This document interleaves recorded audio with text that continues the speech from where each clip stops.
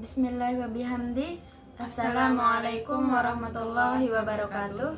Alhamdulillahirabbil alamin. Wassalatu wassalamu ala asrofil anbiya'i wal mursalin wa ala alihi wa sahbihi ajmain. Amma ba'du. Yang terhormat Bapak dosen mata kuliah Telaah Kurikulum Bapak Muzakkir Walad MAG, semoga beliau selalu berada dalam lindungan Allah Subhanahu wa Ta'ala. Perkenalkan, kami dari kelompok 10. Saya atas nama Suryani Wardiana dan teman saya Miahul Jannah. Kami dari Prodi Pendidikan Agama Islam Fakultas Tarbiyah Institut Agama Islam Hamzan Wadi, Nahdlatul Ulama Anjani, Lombok Timur.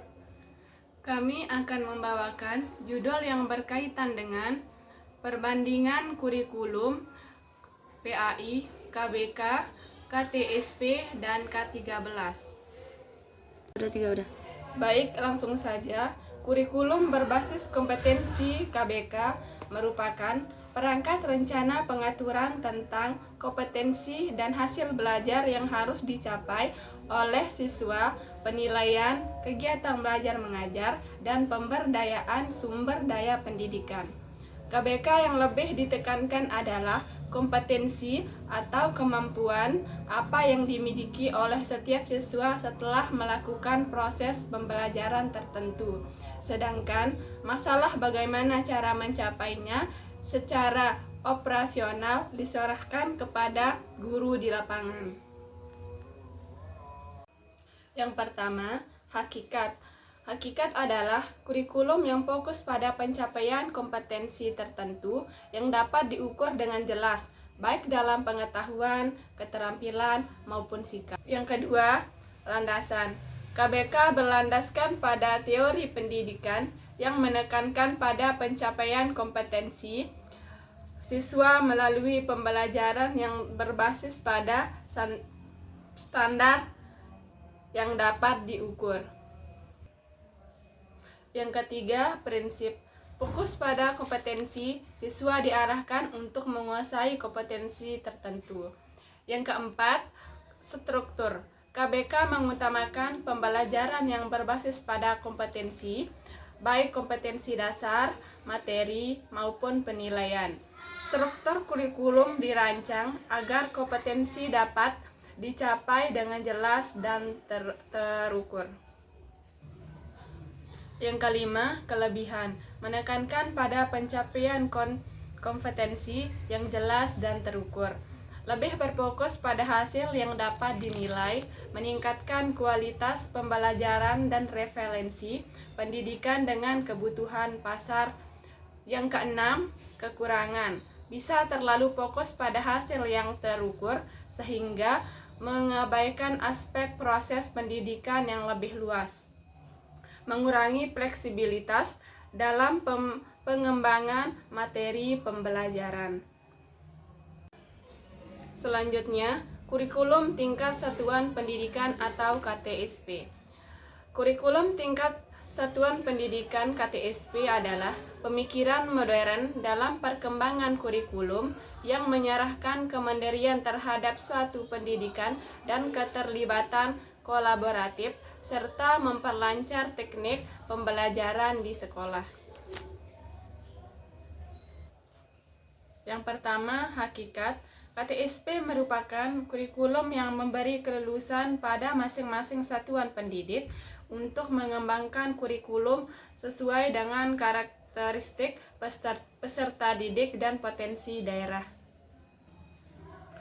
Yang kedua, landasan. KTSP berlandaskan pada otonomi sekolah dan kebutuhan peserta didik.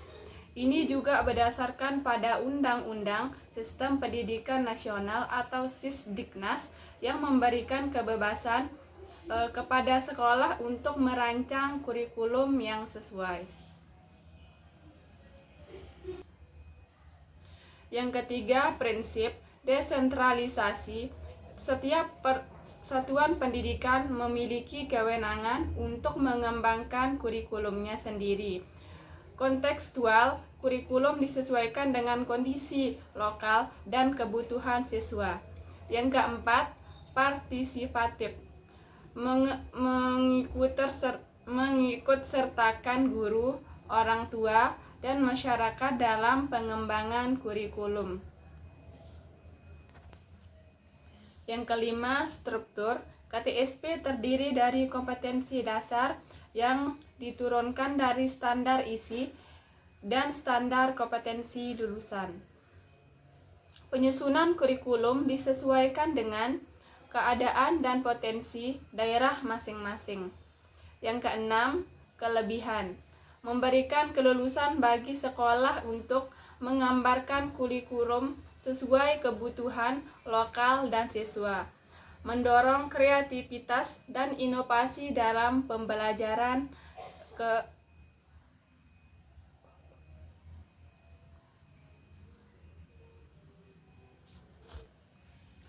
Yang terakhir, kekurangan. Implementasi yang bervariasi antara satu sekolah dengan sekolah lain yang dapat menyebabkan ketidakmerataan kualitas pendidikan. Memerlukan pengawasan dan evaluasi yang intensif agar tidak terjadi penyimpangan.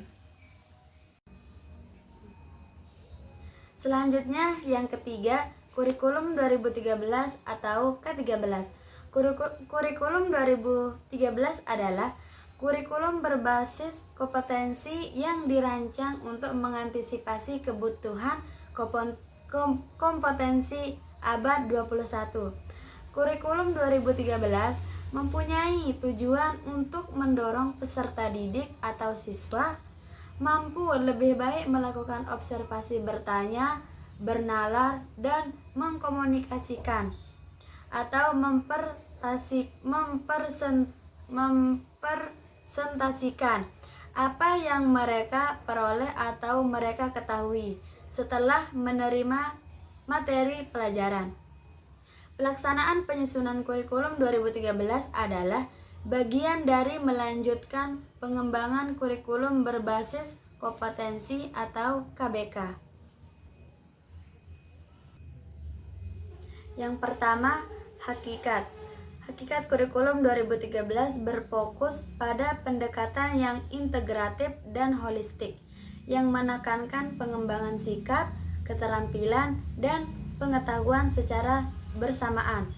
K13 juga mengadopsi pembelajaran berbasis kompetensi dan karakter. Yang kedua, landasan K13 berlandaskan pada prinsip pendidikan karakter, pembelajaran aktif, dan pengembangan kompetensi dalam konteks kehidupan sehari-hari. Yang ketiga, prinsip menggunakan metode ilmiah atau mengamati, menanya, mengumpulkan data, dan mengkomunikasikan dalam pembelajaran integrasi sikap, keterampilan, dan pengetahuan. Tidak hanya menekankan pengetahuan tetapi juga sikap dan keterampilan siswa. Pendidikan karakter menanamkan nilai-nilai karakter dalam pembelajaran. Keempat, struktur. Struktur K13 memiliki struktur yang meliputi 3 komponen utama: kompetensi inti, kompetensi dasar, dan materi pembelajaran. Kompetensi dasar disusun berdasarkan 3 aspek: pengetahuan, keterampilan, dan sikap. Yang kelima, kelebihan. Menekankan pada pembentukan karakter siswa, tidak hanya kecerdasan akademik. Pendekatan saintifik yang mendorong keterlibatan siswa dalam pembelajaran. Fokus pada pengembangan kompetensi yang menyeluruh. Yang terakhir, kekurangan. Implementasi yang sulit di beberapa sekolah karena kurangnya fasilitas dan pelatihan guru. Beban administrasi bagi guru cukup tinggi, terutama dalam hal penilaian dan pelaporan. Masih terdapat tantangan dalam pelaksanaan yang konsisten di seluruh wilayah Indonesia. Yang terakhir, keempat, perbandingan keseluruhan aspek KBK, KTSP, K13. Ada beberapa perbandingan keseluruhan aspek KBK, KTSP, dan K13. Yang pertama, hakikat, fokus pada kompetensi yang terukur, otonomi kurikulum di tingkat satuan pendidikan, integrasi pengetahuan, keterampilan, dan sikap landasan. Yang kedua, teori, pendidikan berbasis kompetensi otonomi sekolah, kebutuhan lokal, pendidikan karakter, pendidikan saintifik. Yang ketiga, prinsip, kompetensi yang jelas dan terukur, desentralisasi, partisipat, pendekatan saintifik, integratif, pendidikan karakter. Yang keempat, kelebihan, pencapaian kompetensi yang jelas, fleksibilitas, dan kreativitas sekolah, pengembangan karakter dan pembelajaran aktif. Dan yang terakhir, kekurangan, terlalu fokus pada hasil terukur, ketidakmerataan kualitas, pendidikan beban administrasi tinggi, tantangan implementasi. Mungkin hanya ini yang dapat kami sampaikan. Kurang dan lebihnya mohon dimaafkan. Sekian, wallahu muwaffiq wal hadi ila sabilir rasyad. Assalamualaikum warahmatullahi wabarakatuh. Sampai jumpa lagi.